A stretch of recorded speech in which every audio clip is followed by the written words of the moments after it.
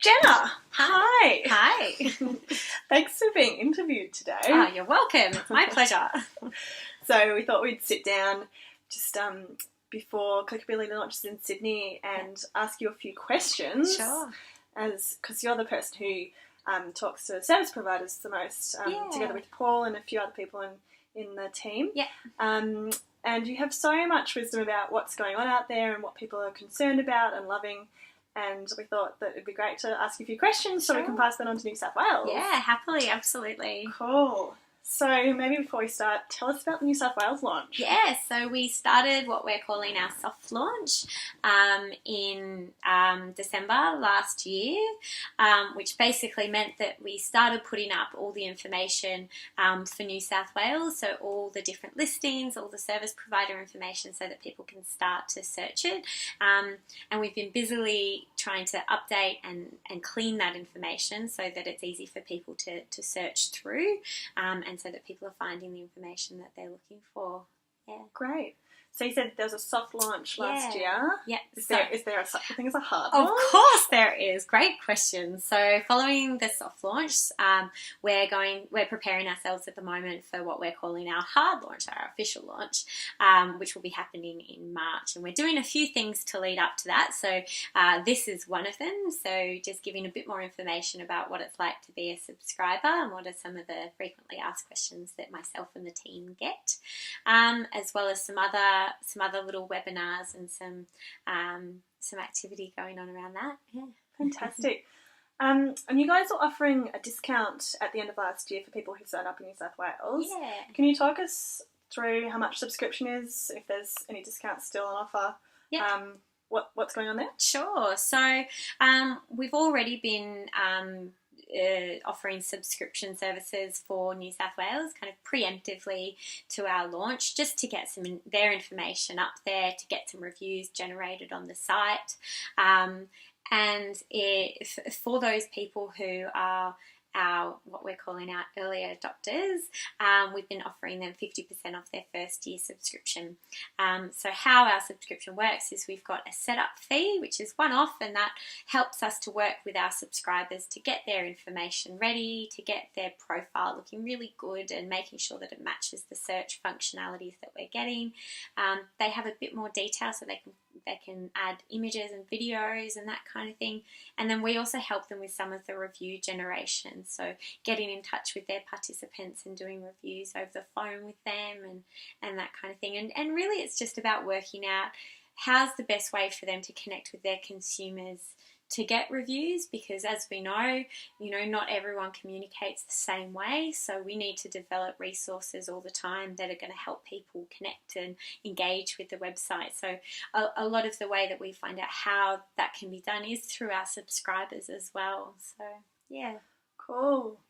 So you mentioned people have found different ways of collecting feedback. What are some of the ways that are working really well? Yeah, great question. So some of our subscribers have been really proactive with encouraging people to write reviews. And I mean, if you think about TripAdvisor and Zomato and those kind of things, they're constantly encouraging people who've had an experience with them to write a review.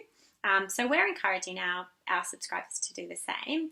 And some of the ways they're doing that is by emailing out to their participants regularly and asking them to review. Some people have a regular little footing in their newsletters that remind people to write a review. Some people, one of our subscribers has been using their reviews actually at different conferences and events, and they've been printing out their reviews alongside their flyers, and that's just so fantastic to us to see people really, service providers really valuing consumer feedback and being able to shout that from the rooftop. It's really exciting to see, yeah. You just mentioned conferences and expos. Yeah. Some people might have seen you up at a couple of expos last year in New South Wales. Yes. Do you have some plans? Are Clickability going to be out there doing that as well? Or? Yeah, absolutely. So, we're following a lot of the things that we've done here in Victoria that have worked really well for us, and expos are one of those. We find that it's a really great way of engaging with participants and letting them know who we are, letting them know that reviewing is something that's available for them to do, and we tend to collect a lot of reviews that way as well. So at our stores, we'll have a little review booth and people come in and talk about their services, and we'll step them through the review process, and that's really positive, and we tend to get quite a few reviews that way. Yeah. How do you find out about the expos? It sounds like a great opportunity for service providers as well. Yeah, absolutely. There's a bunch of different ways that we find out. Some of them are advertised, some of them are not so well advertised, so we have to do a bit of networking to find out about them. What we are planning to do, because we actually get a lot of that feedback from our subscribers that they're not sure when expos are coming up and they feel like they're missing out. So we're planning to put together a list of those in our newsletters and to update that as frequently as we can, so that service providers know what's happening and know what's available to them. Yeah. Great. And what about service providers who are listed on the site? You said you've listed a whole lot of service providers on the site already. Yeah. What if they don't want to be there, or if their information is incorrect, or maybe they're an allied health professional and there are some limits to the way they can use testimonials? How do you manage those sorts of issues? Sure. So that's 3 different big issues. The first one of people's information being incorrect. Obviously, with subscription, if you're a paid subscriber, you get admin access to your profile, so you can update your information whenever you like. It's a priority for us to have accurate information on the website, so we are really happy to change anything that's incorrect, and we're frequently getting emails from different organisations saying that their address is incorrect or that kind of thing. We'll just change that for you. That's not a problem at all.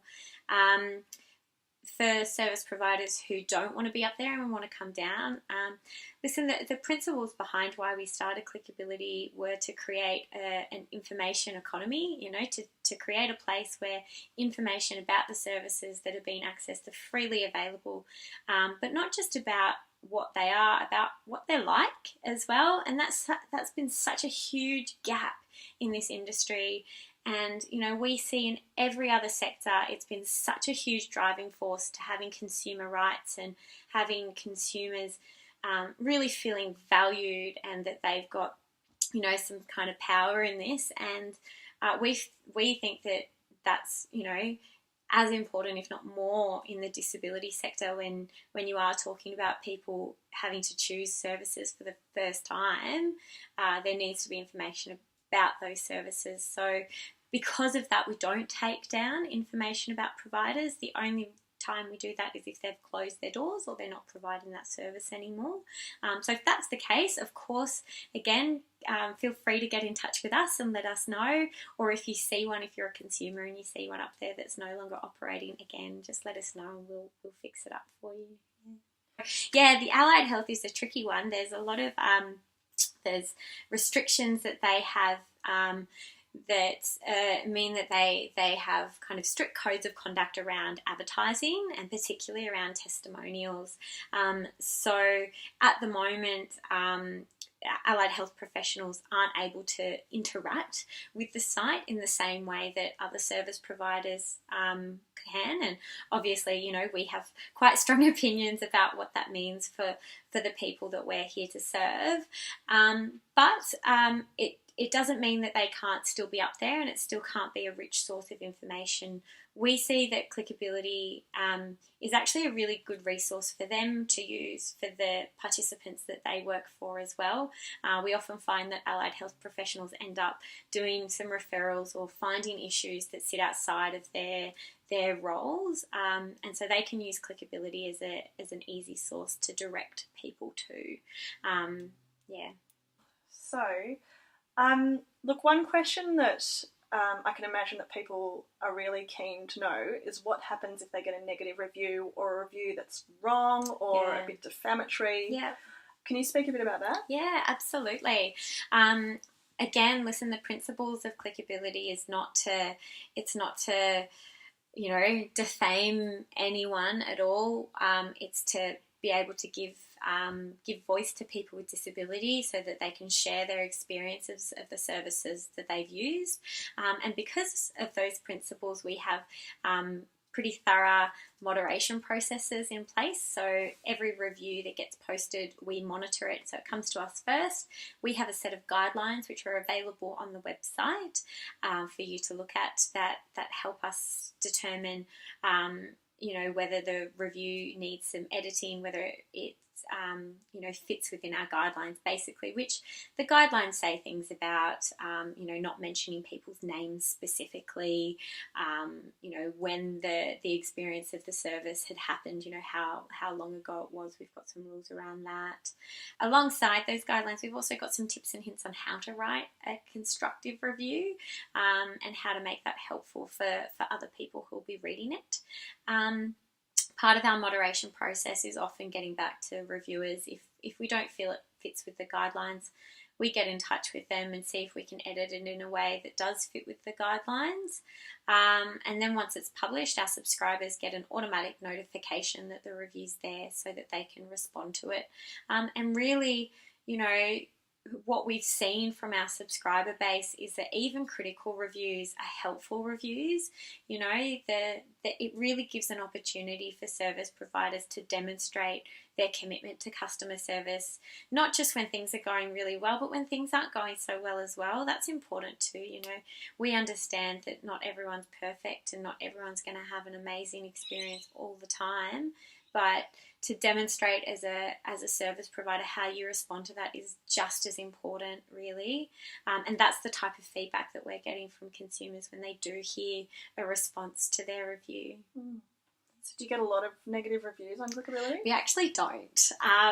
It's a big question that we get from service providers, but about 87% of the reviews we get are positive reviews, which really goes to show how willing people are to endorse organisations that they're happy with. We also found that was similar to what other rate and review sites were hearing too, or were seeing on their platforms. So TripAdvisor and Zomato have similar statistics on the ratio between positive and critical reviews. Yeah. Oh, really interesting. So how can people get in contact with you if they want some more information or they want to talk about the shape of their service and what that might look like on Clickability? Yeah, so head onto the website and check it out and have a look around. If you register yourself as a lister, we'll get in contact with you and have a chat about subscription and what that means for your business. Alternatively, you can email me directly at connect@clickability.com.au. Beautiful. Thanks so much. Thanks so much. Bye, Jenna. Cheers.